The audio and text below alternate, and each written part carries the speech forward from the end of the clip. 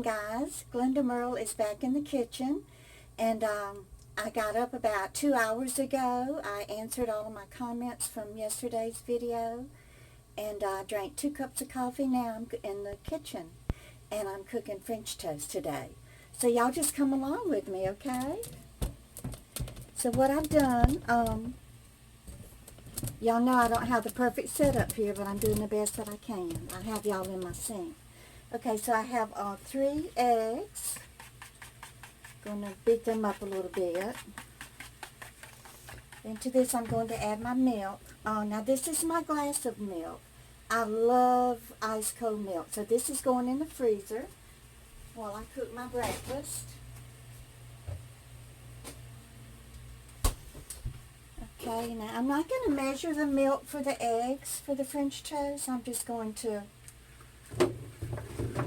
just pour the milk in here until it looks right, y'all. So we're just going to beat up these eggs. I know a lot of people like cinnamon in their French toast. I'm not a big cinnamon lover, so I'm not going to add that, cinnamon or nutmeg. It looks like it's about the right consistency. So let me go ahead and get my skillet hot. And this is the bread that I got out of the dumpster from behind Aldi that day. So let's go ahead and, I think I'll put a little bit of sugar in my egg mixture. Even though I'm going to be putting sugar and syrup on top of it, I still want, you know, the egg and milk mixture to have a little sweetness to it. So let's go ahead and get this started soaking. Now I have some water boiling here.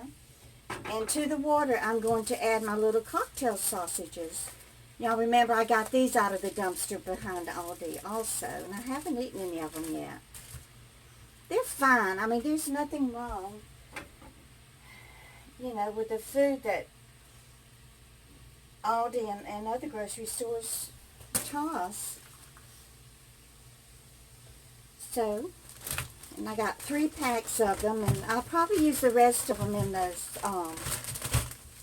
cook them in my crock pot one day, and with the jelly, the grape jelly, and the chili sauce mixture. I don't know if it has a name to it, but it's, I guess it could be called barbecue sausages. Okay, so I put some butter in my skillet. Now let's go ahead and get the bread soaking. I think I add a little more butter. I was debating on whether to use butter or vegetable oil, because I know butter does burn, but I think the French toast will taste better cooked in butter than in vegetable oil. Okay. And put my milk back.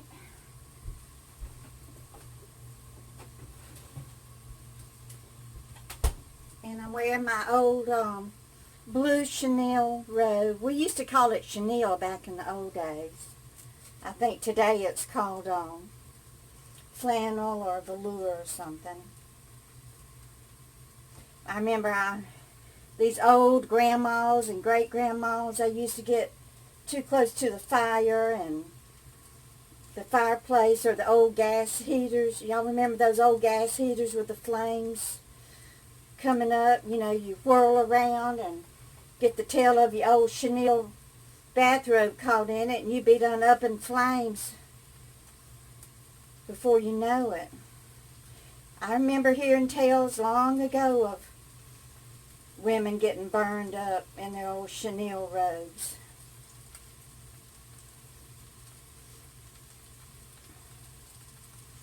The only advice my grandmother ever gave me that I can remember, she came to visit us one time. She lived in Columbia, Mississippi, which is a town about, I guess, 30 or 45 miles from Lumberton. And she would come visit us every now and then.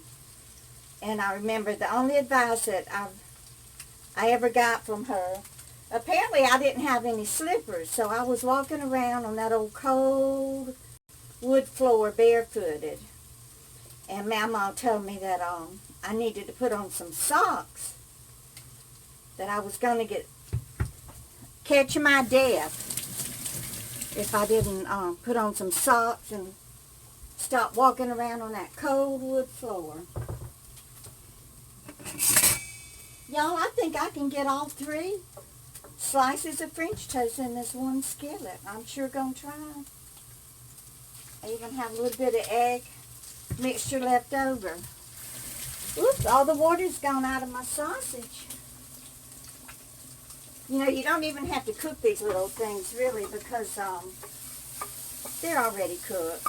Here are my little cocktail sausages. They're going to be so good, y'all, with my French toast. You know, every now and then, when I was growing up, a girlfriend of mine would have a sleepover. Oh, and we would just be so excited. And I remember one time, this family moved to Lumberton. And, they had bought a big house out, and it was out there on Highway 13, not too far from me, probably about 2 miles from what I call Hargrove Hill. More like Hargrove Hell Hill. All the hell I went through growing up out there. Anyway, she, the girl, you know, was in my class. She was my age, and I reckon we were about 13 years old. And, she had the cutest brother, y'all. I remember his name was Rodney. He was a little towhead. And, oh, we were all crazy about Rodney. And she had a sleepover. So we were all excited, all of us girls, to get to sleep over at her house. I can't remember her name. But I do remember that her mama got up that morning. I guess it was a Sunday morning. And cooked us all French toast. Wasn't that sweet?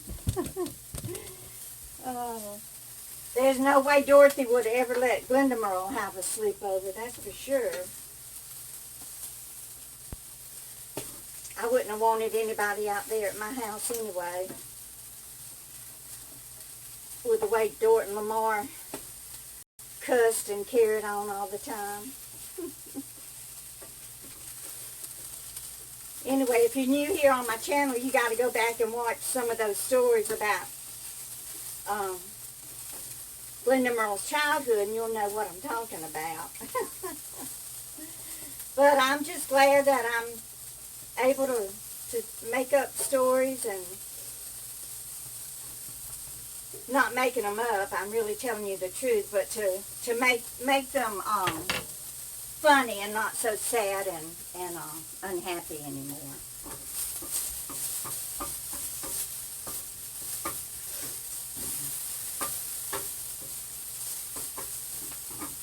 But when I was a majorette, y'all, we wore these white, I call them go-go boots. They were just white majorette boots. And so when my,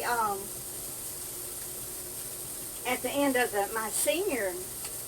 at the end of the football season of my senior year, y'all remember that I told you about the majorettes, and we did that can-can dance, and my friend Sarah's mother made those can-can skirts for us. And they were beautiful, y'all. They were black material. But on the inside where, you know, you would raise your skirt up and do the can-can dance, Sarah's mother had put all of these different rows of netting, like blue and yellow and red and pink, the netting on there to make the ruffles so that we could do the can-can dance. So, I had all of that stuff stored in my closet. Yeah, I really wanted to keep it. My white boots and my can-can skirt and all of my majorette things. Well, I come home from school one day and go to get in to hang up my clothes in my closet, and all of my majorette stuff is gone. So I asked Dort, I said, where's all of my majorette stuff? Y'all, she had done went and sold it. I was so mad at her, I could have choked her. That was my keepsake. I wanted to keep that.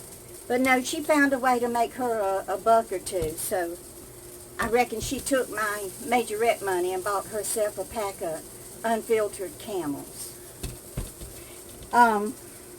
So my breakfast is ready, y'all. Look at this French toast. It's nice and brown. Some people might want to call it burnt, but in my opinion, it ain't burnt. And here are my little cocktail sausages, y'all.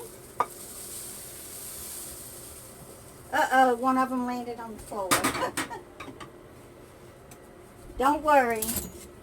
It ain't going to go to waste. No sirree. Glenda Merle's going to wash this sucker off and eat it.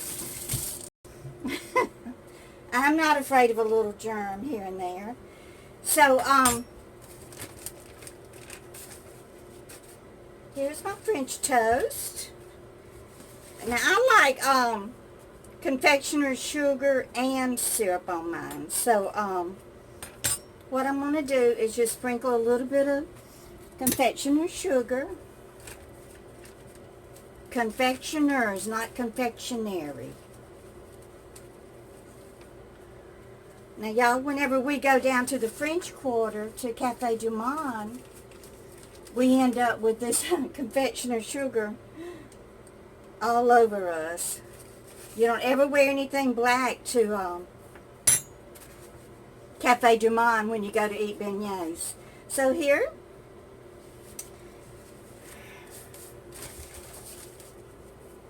I'm going to get my cold milk out of the freezer. My ice cold milk out of the freezer. I've got my 3 pieces of French toast and my little cocktail sausages. And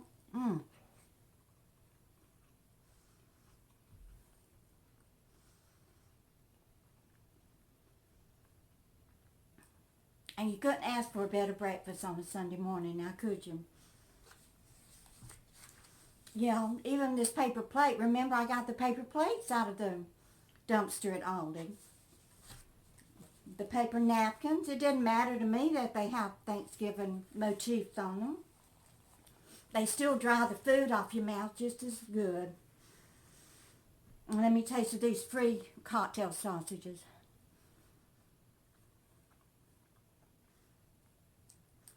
Anyway, get yourself up and put your old chenille robe on and go in the kitchen this morning and make yourself some French toast and sausage.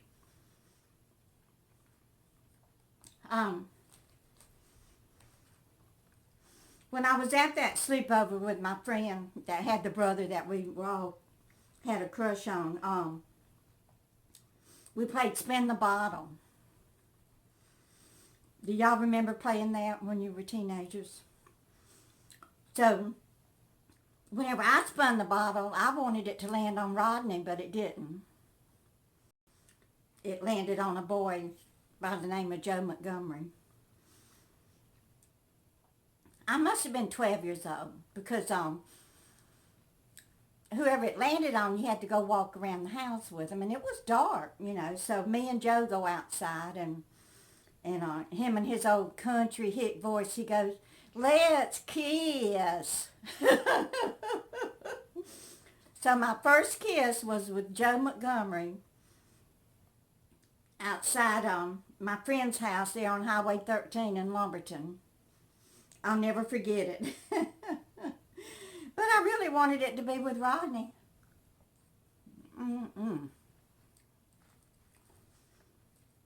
So I'm just glad that I was able to choose a beautiful blue for my robe, and that I'm not having to wear that old black funeral robe that John L. Sullivan gave me back in the 80s. So I love y'all, and just keep on coming back. Bye, guys.